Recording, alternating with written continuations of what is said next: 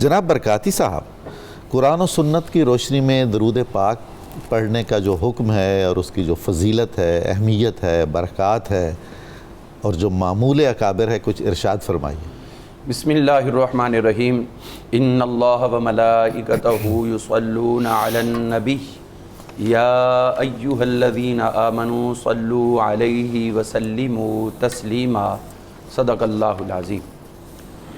نبی کریم رؤوف الرحیم صلی اللہ تعالی علیہ وآلہ وسلم کی ذات والا تبار یقیناً اپنے کردار میں، اپنی سیرت میں، اپنے انداز و اطوار میں اس قابل ہیں کہ آپ سے محبت کی جائے۔ سبحان اللہ، سبحان اللہ۔ چونکہ ہم دنیا دار لوگ جمع تفریق ضرب تقسیم کے قائل ہیں، وہ کام کرتے ہیں جس میں منافع نظر آئے، لیکن اچھا ہے کہ دل کے ساتھ رہے پاسبان عقل، لیکن کبھی کبھی اسے تنہا بھی چھوڑ دے۔ واہ واہ۔ تو ہر معاملے میں لینا دینا نہیں ہونا چاہیے۔ درود شریف وہ واحد چیز ہے جس میں صرف ایک عاشق اپنے محبوب حقیقی کی خدمت میں اپنی طرف سے صرف اور صرف ہدیہ محبت۔ سبحان اللہ، سبحان اللہ۔ باقی ہر نیک کام کی جزا اللہ کے ہاں موجود ہے، اور جس قدر اخلاص ہوگا اس قدر ہی زیادہ ہے۔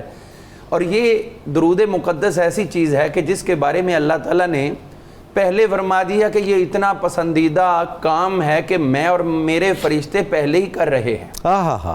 جیسا اللہ کی شان کے لائق صلاۃ ہے وہ اپنے نبی پہ، اور جیسی فرشتوں کے لیے ہے وہ حضور پر، وہ تو کر رہے ہیں، تمہیں کہنے کی حاجت نہیں ہے۔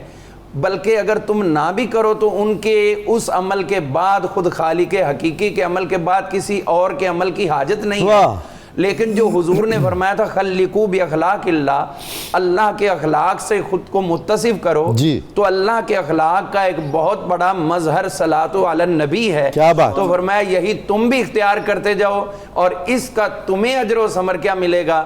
اس کا اجر و ثمر یہ ملے گا کہ قیامت والا دن ہوگا، جو دنیا میں مجھ پہ جتنا زیادہ درود بھیجتا ہے قیامت میں اتنا ہی میرے زیادہ قریب ہوگا۔ سبحان اللہ، سبحان اللہ۔ اور ان درودوں کے الفاظ سیغے مختلف موجود ہیں، اور بہت سے ایسے، چونکہ میں نے عرض کر دیا کہ یہ اپنی طرف سے عقیدت و محبت کا ایک تحفہ ہے۔ ایسا ہی ہے۔ اب اس کو ایک پیرامیٹر میں رکھنا تو یہ تو بالکل قطعاً بھی جائز نہیں ہے۔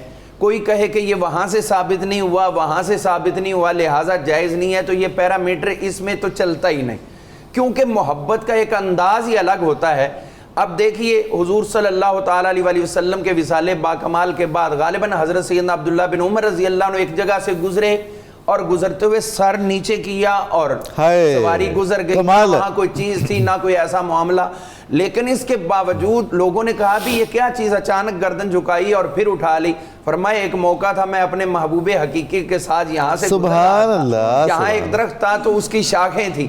اب حضور صلی اللہ علیہ وسلم نے نیچے سر کیا اور وہاں سے گزر گئے۔ آج اگرچہ درخت نہیں ہے لیکن جگہ تو وہی ہے، میں اپنے محبوب کی اداؤں کو دیکھتا ہوں، انہیں پہ عمل کرتا ہوں۔ تو اب ان کو تو یہ کہیں سے نہیں ملا، نہ قرآن میں نہ حدیث میں، تو اپنی محبت کے لیے جو بھی آپ کام کرتے ہیں۔ کوئی صحابی تھے وہ کہیں مسکراتے تھے گزرتے ہوئے یا کسی مقام پر ایک جگہ سے، اور کئی اصحاب نبی سے یہ بھی ثابت ہے، بلکہ تابعین سے، کہ وہ کوئی کام کرتے تو کہتے مجھ سے پوچھو میں کیوں مسکرایا ہوں، چونکہ صحابی مسکرائے، ان سے پوچھا کیوں مسکرائے، چونکہ حضور رسول صلی اللہ علیہ وسلم۔ یہ ایک محبت کا عظیم تحفہ ہے، جس قدر اس میں خود کو سرشار کریں گے اتنا ہی حضور صلی اللہ علیہ وسلم کے ہاں ہم قرب خاص میں پہنچتے چلے جائیں گے۔ اسی لیے حضرت ابی بن کعب اور کچھ اور اصحاب سے الگ الگ یہ مرویات موجود ہیں کہ یہاں تک کہ حضور صلی اللہ علیہ وسلم سے جب عرض کیا گیا کہ حضور ساری رات آپ پہ درود و سلام کے تحفے بھیجتے رہیں، تو آپ نے فرمایا تھا اذن تکفیک ہمک، پھر تمہارے دنیا و آخرت کی پریشانیوں کے لیے یہ درود بھیجنا ہی کافی ہوتا ہے۔ سبحان اللہ، سبحان۔ تو اب حضور صلی اللہ علیہ وسلم کے قرب خاص میں جانا اور اس کے لیے درود کو سہارا بنانا یہ شروع سے چلتا آ رہا ہے۔ امام شافعی نے الگ الفاظ سے محبت کا انداز پیش کیا، ایک ایک محدث کی اگر بات کریں تو موضوع سے دور چلے جائیں گے، لیکن درود تاج شریف وہ عظیم حضور صلی اللہ علیہ وسلم کی خدمت میں تحفہ ہے۔ اور میں اس پہ ایک لفظ عرض کرنا چاہوں گا کہ درود تاج شریف ہے کیا؟ یہ درود تاج شریف صرف اتنا ہے، اللہم صلی علی محمد وعلی آل محمد، اتنا ہی ہے۔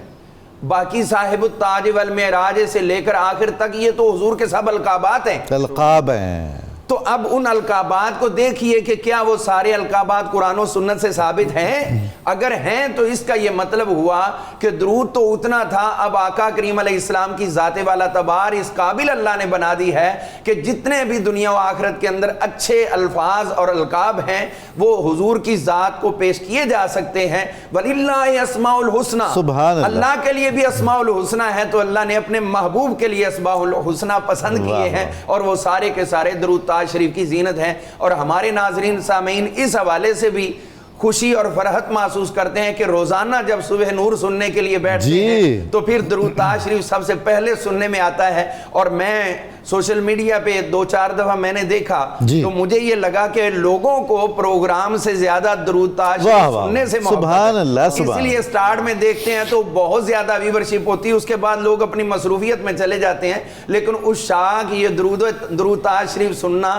اپنے لیے ایمان کی اور محبت کی تسکین کا باعث سمجھتے ہیں۔ تو اسی لیے آج خوبصورت یہ موضوع اختیار کیا گیا، اور اس کے اگر ہم یہ دیکھیں کہ اثرات میں سے سب سے بہترین اثر کون سا ہے، جب درود تاج شریف خود پڑھیں محبت سے سرشار ہو کر، یا کوئی پڑھ رہا ہو تو آنکھیں بند کر کے حضور کے جلووں میں گم ہو جائیں، تو ایسا وقت جلد آ جاتا ہے درود تاج شریف کی برکت سے کہ جس پہ درود بھیج رہے ہیں وہ محبوب اپنا دیدار عطا فرمائے۔ سبحان اللہ، تو اس سے بڑھ کے اور کوئی چیز ہمیں عزیز نہیں ہے۔ اور آخری بات میں عرض کرنا چاہوں گا کہ یہ درود تاج شریف جو ہم پڑھتے ہیں حضور صلی اللہ علیہ وآلہ وسلم کی زیارت کا ایک مؤثر ترین ذریعہ ہے، اور حضور نے جو فرما دیا تھا من رآنی فی المنام فسیرانی فی الیقظۃ، جو خواب میں مجھے دیکھے گا ضمانت دیتا ہوں صحیح بخاری مسلم کی حدیث ہے کہ وہ بیداری میں بھی میرا دیدار کرے گا، اور جس کو دیدار نصیب ہو جائے گا آتش جہنم اس پہ حرام ہو جائے گی۔ مطلب کہ درود شریف پڑھنے والا حضور صلی اللہ علیہ وسلم کے قرب خاص میں بھی جاتا ہے،